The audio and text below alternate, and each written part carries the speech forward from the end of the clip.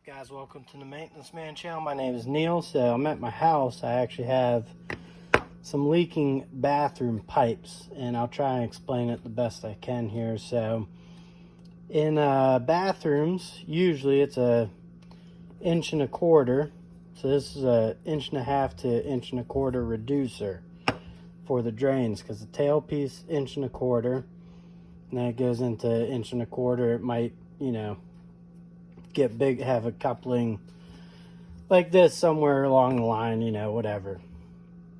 Well, what they did was, in my house, they took the tailpiece, which was 1.25 inch, then they got that like xylophone style, or not xylophone, but accordion style drain, 1.5 inch size, so it wasn't really attaching to it. They just shoved it up on there and had 1.5 inch P-trap going in.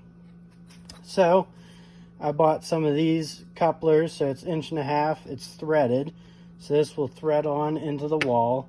Then I'll cut a short piece of 1.5 inch, stick it in here, and then put this on the other side, and that way I can use 1.25 inch pieces. So they had this, which is, this one's 1.5 inch. This is for my laundry room.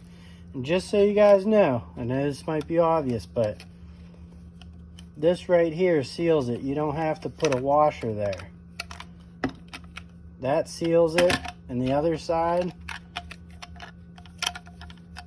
the washer should be like this, where the points into the pipe. It kind of goes into the pipe like that, and this side's here. And the nut, just, if you don't know, help you out a little bit. Let me cut these up, put them together, and then I'll show you guys what I'm going to do next.